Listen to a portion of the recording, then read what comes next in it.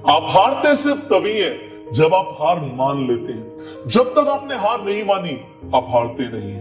And आज इस कहानी से आपको यह समझ आ जाएगा that you should never give up. ये कहानी है दो मेंढकों की, दो फ्रॉग्स की, जो कि बहुत घनिष्ठ मित्र होते हैं। बचपन से वो कहते हैं ना चड्डी बड्डी यार, बिल्कुल वैसे ही होते हैं। ये जंगल में दोनों साथ में रहते हैं, सुबह से शाम तक खेलते रहते हैं, कूदते रहते हैं। वैसे मेंढकों का तो काम ही होता है कूदना, तो बिल्कुल उसी तरीके से ये उछलते कूदते हुए एक बार जंगल से बाहर चले जाते हैं। जब ये जंगल से बाहर जाते हैं तो एक खेत पे पहुंच जाते हैं, जहां पर एक ग्वाला अपनी गाय से दूध निकाल रहा होता है।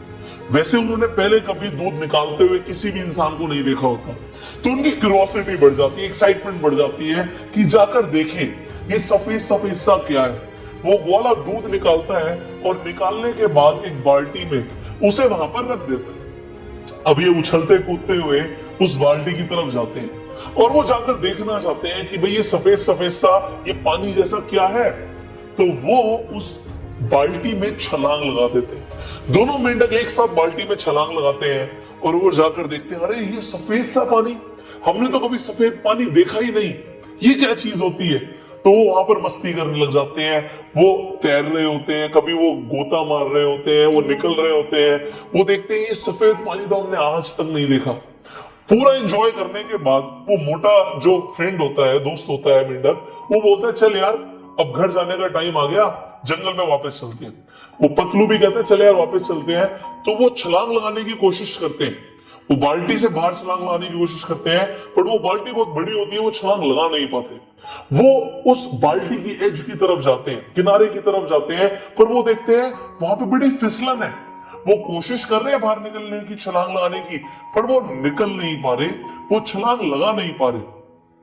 तो वो बहुत बार कोशिश करते हैं, एक बार, दो बार, 10 बार, 20 बार, पर वो देखते हैं वो तो फंस गए हैं उस बाल्टी में, वो निकल ही नहीं पा रहे। उसमें फिसलन इतनी ज्यादा है कि उनका पैर बार बार फिसल रहा है, वो बाहर निकल नहीं पा रहे।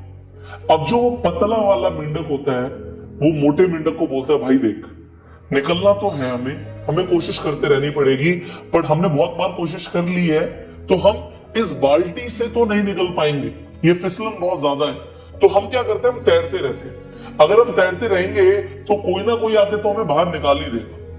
तो वो जो मोटा फ्रेंड होता है, उसका मोटा मेंढक होता है, वो बात मान लेता है। अब वो भी तैरते रहते हैं, 1 घंटा, 2 घंटा, 3 घंटा निकल जाते हैं। अब जो मोटा मेंढक होता है वो थक जाता है, वो कहता है भाई अब मैं पैर नहीं चला पाऊंगा। वो पैर चलाता जा रहा है, चलाता जा रहा है, चलाता जा रहा है, पर अब नहीं हो पाएगा, मैं थक चुका हूं। वो पतला मेंढक कहता है, भाई देख अगर तू पैर चलाना बंद कर देगा तो तू डूब जाएगा और कुछ ही देर में सांसें रुक जाएंगी और तू मर जाएगा। तू मरना नहीं है, तू पैर चलाता रहे, पेडलिंग करता रहे, वरना तू मर जाएगा।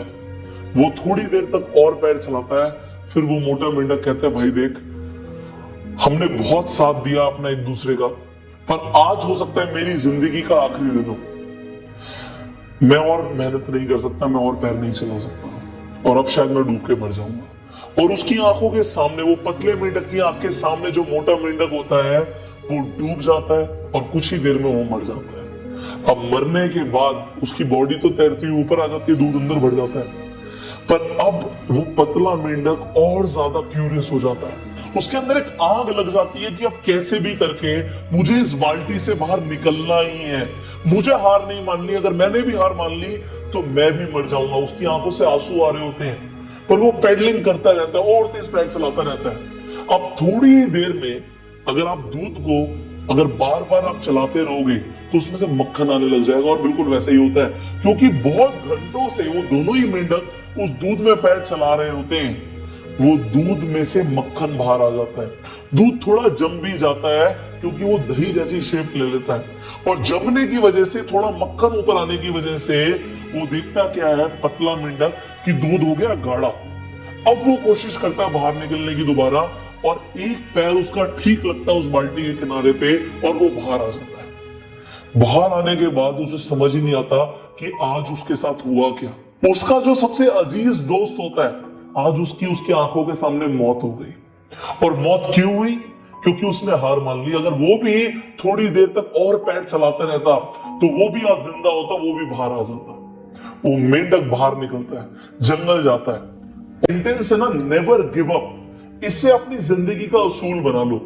एंड अगर आपको ये मॉरल समझ आ गया तो नीचे कमेंट कीजिए, yes sir I will never give up. आपको ये कहानी अच्छी लगी जल्दी से लाइक कर दीजिए, इसे शेयर कीजिए अपने सारी कम्युनिटी के साथ, सारे दोस्तों के साथ, so that they will never give up.